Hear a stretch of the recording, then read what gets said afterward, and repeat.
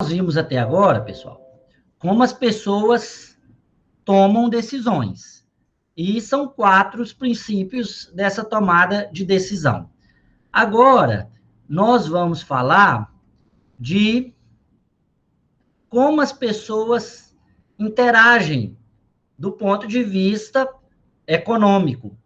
E aí, 3 princípios vão ser fundamentais para que a gente possa compreender a economia. O primeiro princípio é que o comércio pode melhorar a situação de todos. Então, a perspectiva de que a troca de bens pode gerar benefícios para todo mundo. Por que e nós vamos pensar um pouco nisso, por que o comércio pode melhorar a situação de todos? Nós vamos pensar aqui o que esse princípio quer dizer. Os mercados são, em geral, uma boa forma de organizar a atividade econômica. O que são os mercados?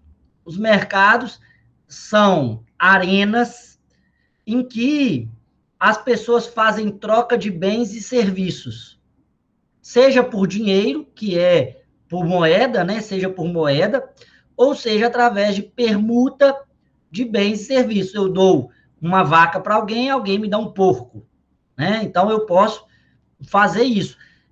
Nas redes sociais é muito comum a permuta dos influencers com, né, os recebidos. Eu acho que eu estou falando os termos certos, né, gente? E os governos podem, às vezes, melhorar os resultados do mercado. E uma coisa que a gente vai estudar é como que o mercado opera, como é que funciona a lei da oferta e da procura, e quais são as falhas de mercado, que aí é onde os governos atuam, e há falhas no mercado. Então, primeira coisa que a gente tem que pensar é: o comércio pode melhorar a situação de todos. Os mercados são, em geral, uma boa forma de organizar a atividade econômica. E os governos podem, às vezes, melhorar os resultados do mercado.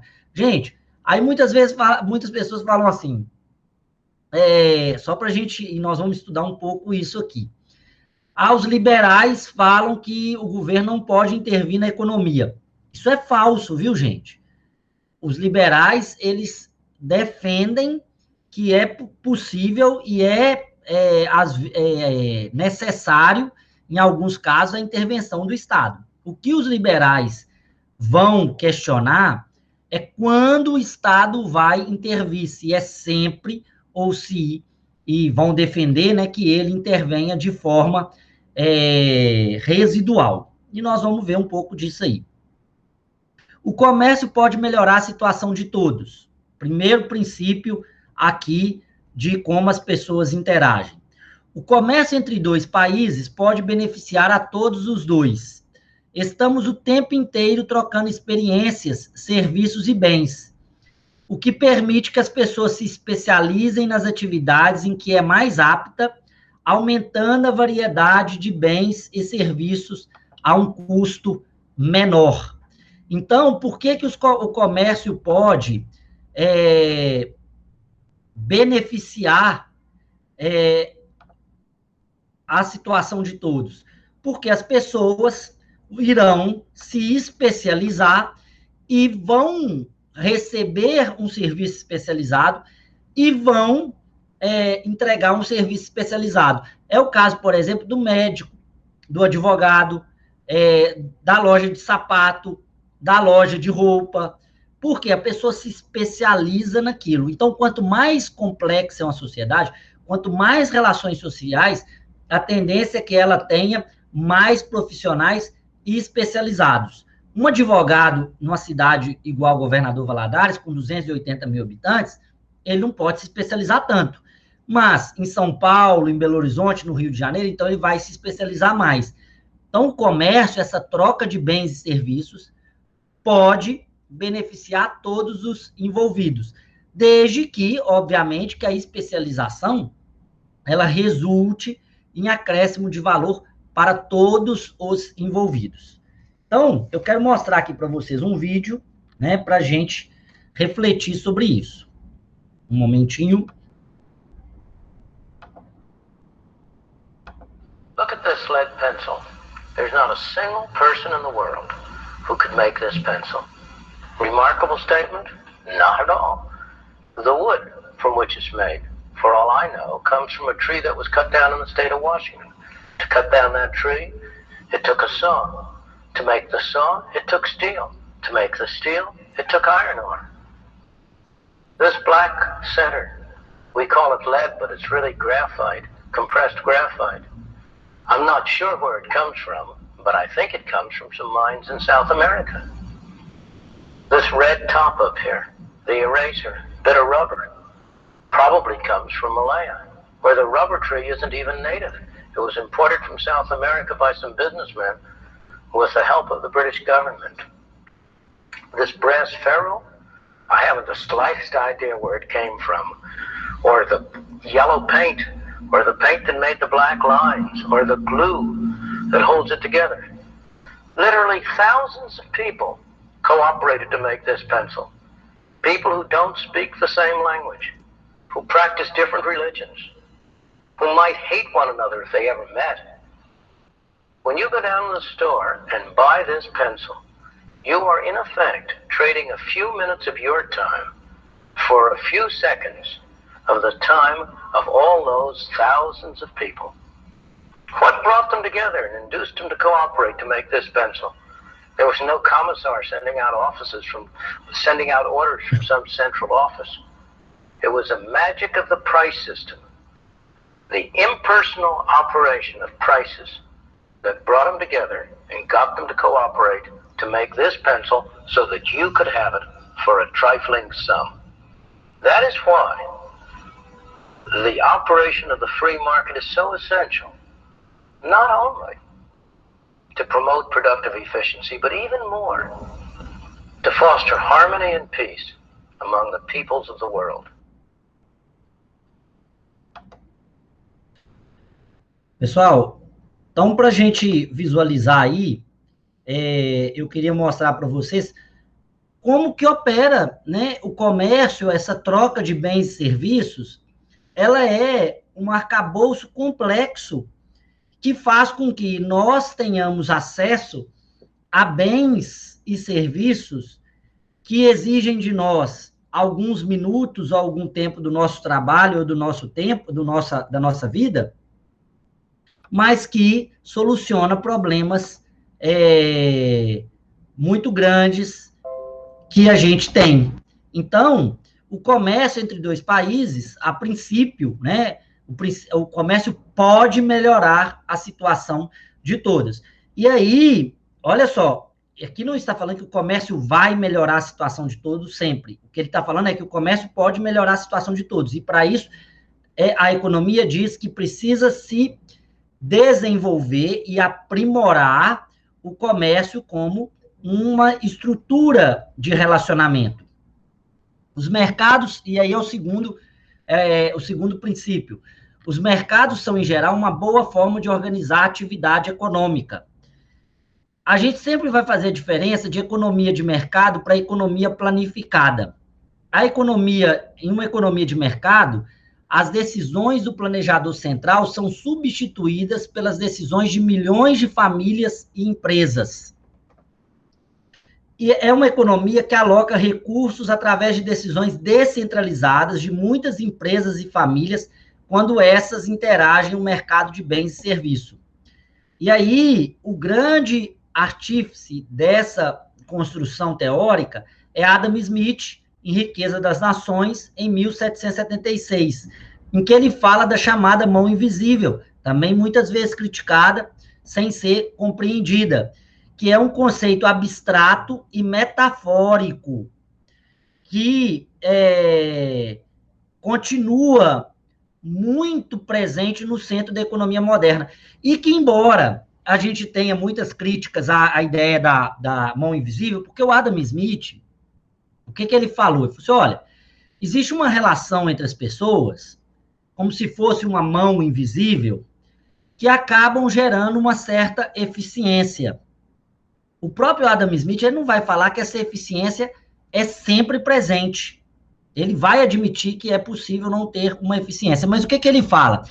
Que Quando as pessoas interagem entre elas e trocam bens e serviços, que essas interações, essas milhões de interações, sem que alguém se organize isso tudo, é mais eficiente do que se eu tivesse uma pessoa organizando. Porque se eu tiver uma pessoa organizando, vejam bem o argumento, se eu precisar de uma pessoa organizando, ela precisa entender a necessidade de todo mundo. Ela precisa perceber o que cada um está pensando e ter controle de todas as consequências, o que ela não tem. Então, quando as pessoas elas tomam as decisões, elas sempre vão tomando as decisões que impactam a vida delas, no que é melhor para elas, e esse conjunto de decisões sendo tomadas gera uma eficiência melhor, veja bem, melhor não quer dizer que o processo seja todo eficiente, quer dizer que é uma eficiência melhor do que se uma pessoa tivesse planificando tudo. As decisões individuais que buscam satisfazer seus próprios interesses levam a um bem-estar coletivo. Eu quero voltar aqui num exemplo, que é o exemplo do casamento. Não sei se vocês já viram uma série no Netflix, existe na Índia pessoas especializadas em promover casamentos. E antes, né, havia e há, e já houve na sociedade, na nossa, né, essas decisões centralizadas de casamento. Vocês já imaginaram se o governo decidisse com quem você ia se relacionar? O que ia acontecer? Ia ter maior número de casamentos insatisfeitos do que o sistema que é atual, que não é perfeito. Existem divórcios? Existem divórcios. Existe insatisfação no casamento? Existe insatisfação.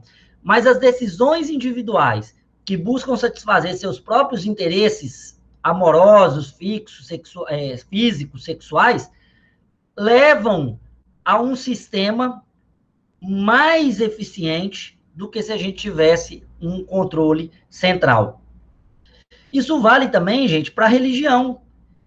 As decisões individuais religiosas, de quais religiões nós vamos seguir, de quais locais que a gente vai frequentar, geram uma eficiência muito maior do que se a gente tivesse um Estado que falasse o que nós precisamos seguir como religião. Esse princípio vale também para a economia, para os mercados.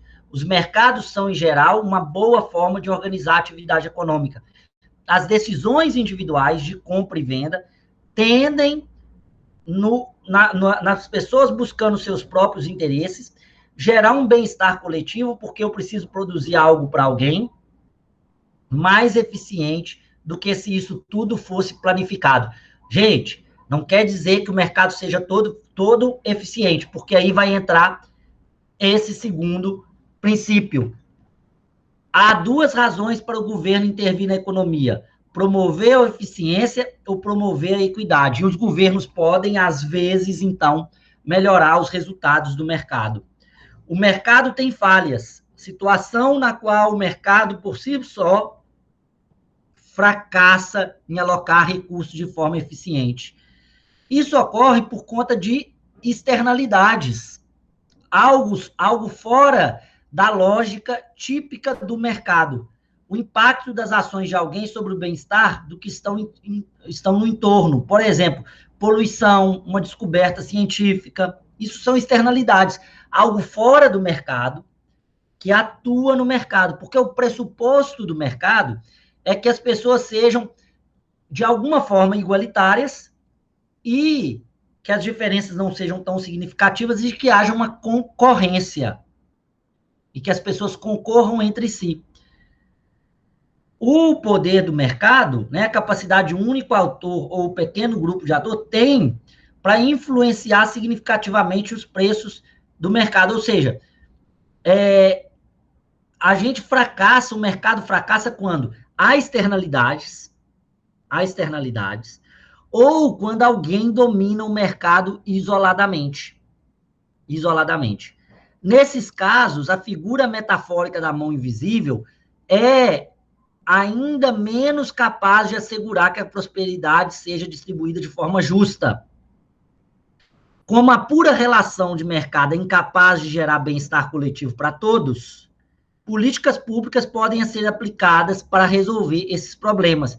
Por exemplo, tributos e sistema de proteção social, a previdência, o direito financeiro, porque o governo pode, então, regulamentar as externalidades, promover mais eficiência, quebrando o poder de mercado, reduzindo, por exemplo, monopólios, cartéis, e nós vamos ver essas estruturas de falhas de mercado. Ou distribuir o Bolsa Família, o auxílio emergencial. Para quê? Para gerar e promover uma maior equidade. Então, nós temos aqui como as pessoas interagem do ponto de vista econômico, conclusões de que o comércio pode melhorar a situação de todos, os mercados em geral, eles são uma boa forma de organizar a atividade econômica, lembre-se que a gente está falando de economia, e os governos podem, às vezes, melhorar os resultados do mercado. Esse arcabouço desses três princípios, gente, vai ser muito importante para que a gente entenda o direito econômico, o direito tributário, o direito constitucional. E aí, nós vamos pensar no seguinte, Estado e economia. Vejam só, é a instituição que organiza, o Estado, é a instituição que organiza a ação coletiva dos cidadãos de cada Estado-nação, através da Constituição Nacional e de todas as demais instituições legais ou jurídicas que cria ou legitima e que fazem parte constitutiva dele próprio. Esse é o conceito de Estado.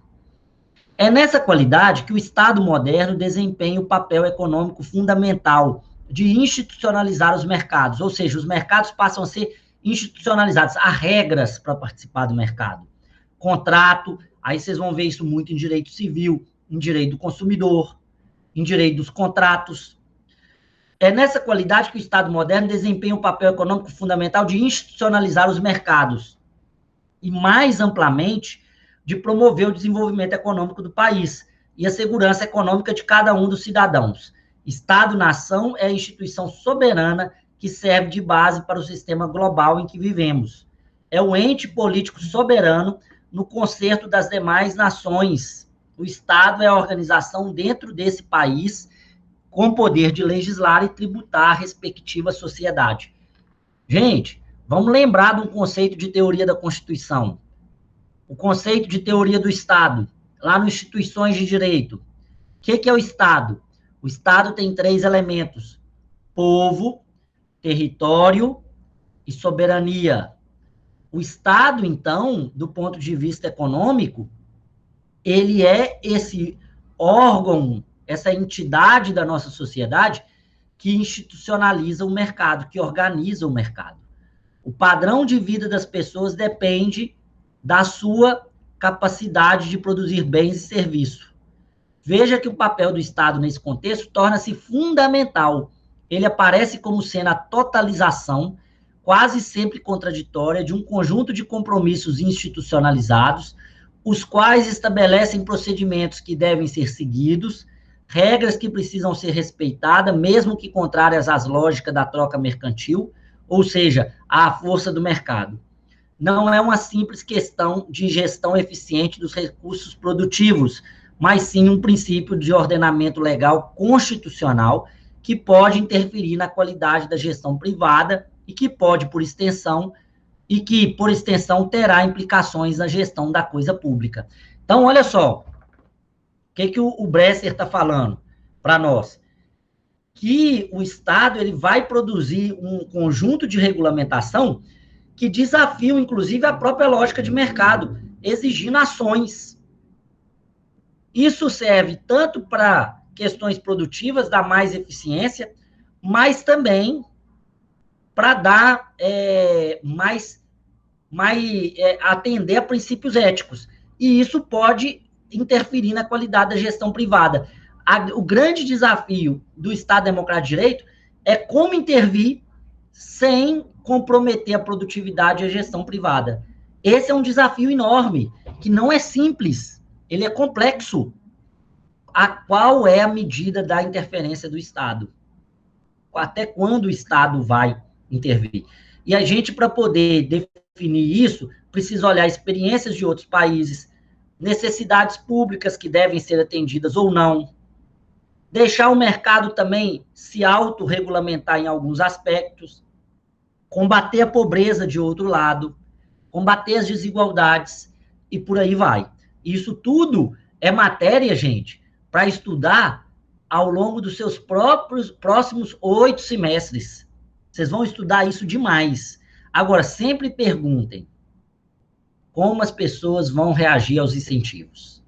Porque nós já vimos aqui, eu dei exemplos aqui para vocês, que vocês puderam ver na vida de vocês, na simples vida cotidiana de vocês, elementos em que vocês fazem escolhas por incentivos. E pensando em si próprios, o que não tem nenhum problema nisso. Agora, pensa milhões de pessoas pensando em si próprios. Por isso que é preciso levar em conta esses aspectos. Não é tão simples. Regulamenta os juros bancários. Cria o imposto sobre grandes fortunas. Libera o consumo de drogas. Olha só, vamos pensar aqui num aspecto. Legalizou-se o aborto na Argentina. O que pode acontecer como externalidade? Pode ser que os brasileiros vão até a Argentina abortar. Ou pode ser que as mães que descubram que o filho tem alguma síndrome, como síndrome de Down, abortem. Então, Jamil, mas a gente uma hora tem que tomar uma decisão e há problemas? Sim, e a gente tem que tomar decisões e fazê-las. O que eu quero que vocês pensem é que as soluções não são tão simples, que a gente tem um conjunto de princípios econômicos que servem, inclusive, para a nossa vida privada ou para nossas outras decisões, como casamento, filhos, abertura de negócios, estudo, porque muitos aqui também pensaram economicamente. Vou fazer o curso de Direito porque me dá mais oportunidades, a mais capacidade profissional. Ou eu estou mentindo? Ou todo mundo aqui veio para o direito simplesmente porque ama o direito? Não, a gente também pensou economicamente. E isso tem que ser levado em conta na reflexão que vocês fazem acerca das opções políticas que nós vamos fazer e jurídicas. Então, os governos podem, às vezes, melhorar os resultados do mercado. Saber que o governo pode intervir para gerar bem-estar geral não é suficiente para garantir que ele fará isso. Além disso, muitas vezes, bem intencionado, aplica-se políticas equivocadas que geram efeitos colaterais drásticos. Um dos papéis da economia é justamente orientar, analisar, avaliar e criar políticas públicas com efeitos positivos e com constante análise de resultados, com constante reanálise. O Bolsa Família, nós precisamos reanalisar. Ele pode manter? Ele está cumprindo a função? É preciso aumentar? Não, é preciso mudar a regra. Por quê? As pessoas também se adaptam às regras de mercado. E aí eu quero passar para a gente finalizar 2 vídeos para vocês. Um é os fiscais do Sarney. Foi retirado do ar. Eu vou fazer o seguinte. Eu vou colocar no Google para vocês. Eu acho que é porque era um vídeo de brincadeira, era um vídeo de comédia, mas que dava bem para a gente visualizar isso. Mas o que aconteceu com os fiscais do Sarney? Em resumo aqui para vocês. Depois vocês pesquisem. O que aconteceu? O Sarney implementou o seguinte, não podia aumentar preço. Não podia aumentar. Congelou os preços. Os preços eram o quê? Para controlar a inflação. E convocou a população brasileira para poder fiscalizar, ou seja, a própria população ia denunciar. Aí o que aconteceu? As pessoas, como havia um processo inflacionário muito grande, o que aconteceu? Houve um tanto de denúncia, porque todo mundo que estava insatisfeito começou a denunciar, e começou a faltar produto nas lojas. Porque as lojas faziam o seguinte, o dono da loja fazia o seguinte reflexão, eu não posso pagar, eu não posso aumentar o preço, mas o meu fornecedor está aumentando o preço. Então, o que eu vou fazer? Eu não vou vender. E aí começou a faltar produto na geladeira, começou a faltar produto no supermercado, começou as pessoas esconderem os produtos. Então, ele vem com a política que, ao invés de resolver o problema da inflação, gerou uma ineficiência econômica e, ao mesmo tempo, aumentou muito a inflação. Eu quero que vocês peçam, como uma atividade extra aí, perguntem ao pai de vocês. Pai, como é que foi os fiscais do Sarney? Como que era? Ou o avô de vocês, dependendo, vocês são muito novos, o pai de vocês também é muito novo, né? Perguntem a eles o que eram os fiscais do Sarney. E lembrem-se daquele vídeo, e eu vou postar para vocês novamente, aquele vídeo do Harari, que está no sistema, a respeito dos monopólios. As dificuldades que o governo tem hoje de conter monopólios tecnológicos. Pessoal, então, nós já vimos aí como as pessoas interagem, como elas fazem decisão, e no nosso próximo encontro nós vamos falar de como funciona a economia como um todo.